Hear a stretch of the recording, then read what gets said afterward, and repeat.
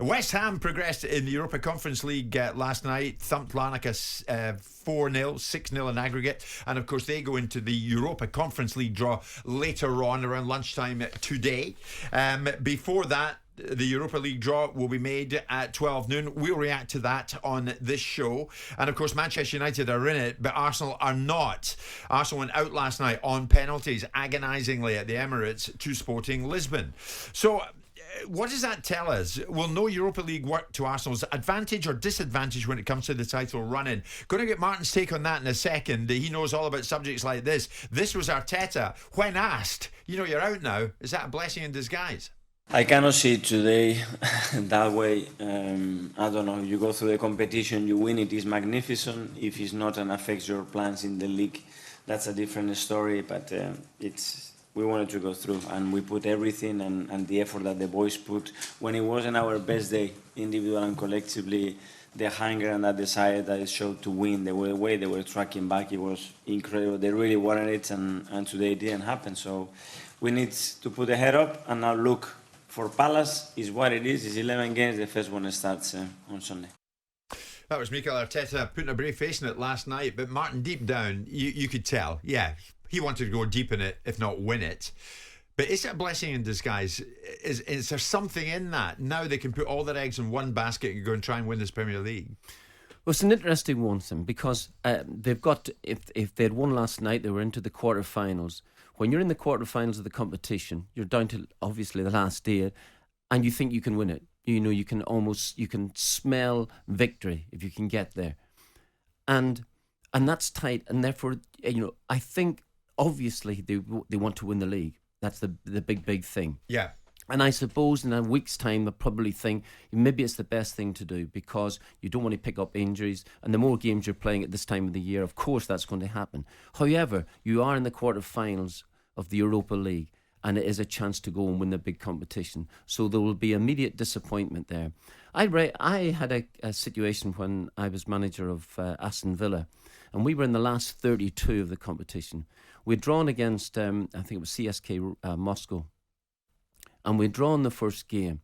And I was obviously very, very keen, as I thought all Aston Villa were, to try and get into the top four. And we were very close. We were about fifth at the time, but still battling again. And I thought that this would it be, to try and get into the Champions League. If this had been a quarter-final game, I might have had a different thought. But then even if we got through against Russia, our next game was going to be in Shakhtar Donetsk. And again, it was going to be a lot of travelling. I didn't have the squad size, believe it or not, at that time. So in the second game, on a plastic pitch, the likes of James Milner, players like his Petrov, players like that there, who had been carrying little niggles for a little while. And I thought, well, I'm not really going to risk it. And I played a couple of younger players on the side who've ended up having decent careers, I must admit. But it was an avalanche after that. They're not getting through in the game. And I was really amazed at the reaction. What do you mean, an avalanche of criticism? An avalanche of criticism that we hadn't played the full side. Yeah.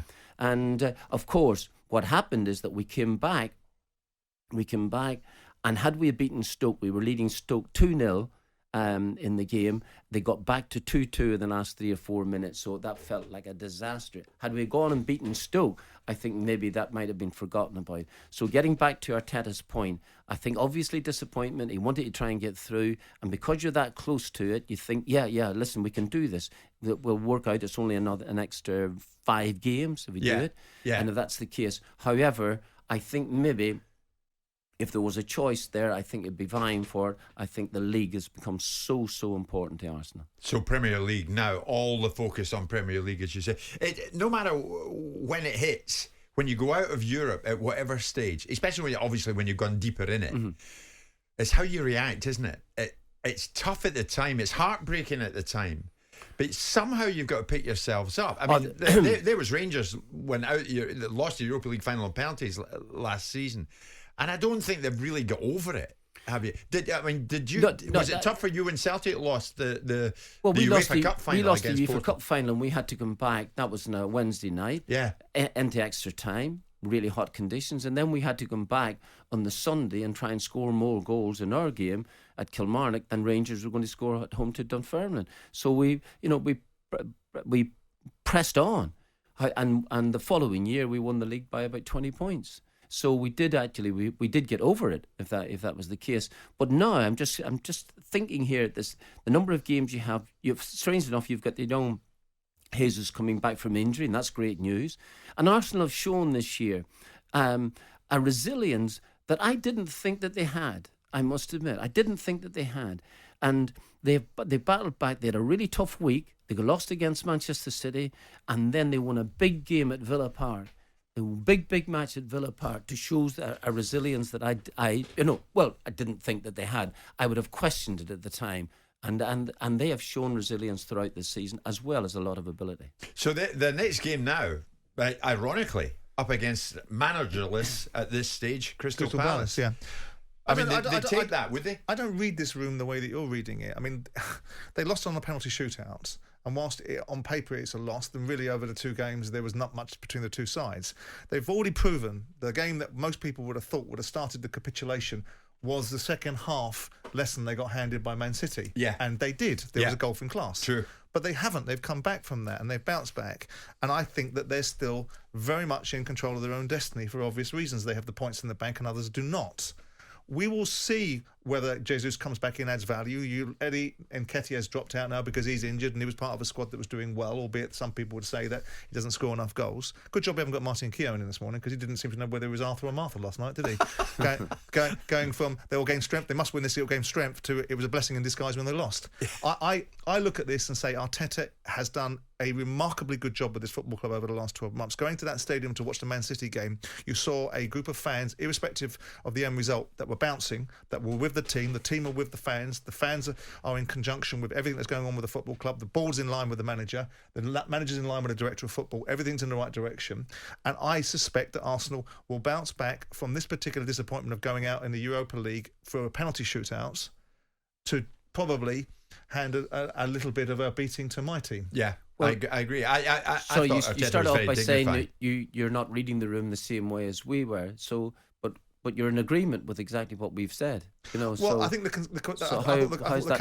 characterisation of it was that there's a concern coming out of the fact they've been knocked out of the Europa League, and ultimately that will they bounce back from this and will they wobble from it? That's what Jim asked me that question, right. And I answered by saying they've shown a fantastic resilience this season, come back from adversity, which is exactly what you said. Yeah, but I'm not sure. I didn't pick up on the fact you were addressing that going forward rather than addressing it historically. So you're talking about their ability to react to the adversity from Man City, but if I've missed that particular salient point, then I stand corrected, Mr. O'Neill. No, it's not. By going forward, I can only work on historically speaking. So they've shown the resilience historically. Historically doesn't mean 25 years ago. It just means recent times. Yeah. And therefore, the judgment on history would suggest that going forward, they've proved themselves once or twice, or maybe even 3 times this season. There's no reason why they shouldn't do it on a 4th occasion. Again, maybe I missed in the long-winded way that you got to it. Maybe I missed it. It's not a problem. Absolutely. Man, go in them. Go on. Studs up. Sharpen me up, Freddie Hearn, please. I would absolutely. I thought that Simon's middle name was actually long-winded, but however. I don't know how you dare. That's true. Man, well done with that. I'm delighted you picked up on that. I was just clarifying the point. This is it. I thought that they've shown resilience that I wasn't sure at the beginning of the season that they had it. Yes. Fantastic. Yeah. So I got what you were saying, Mark. Does that mean you think they'll bounce through this result and continue to progress? Well, they'll continue to progress. Manchester City are a really fine footballing team. Yeah. A really fine footballing side. Is the league over? No, it's not over.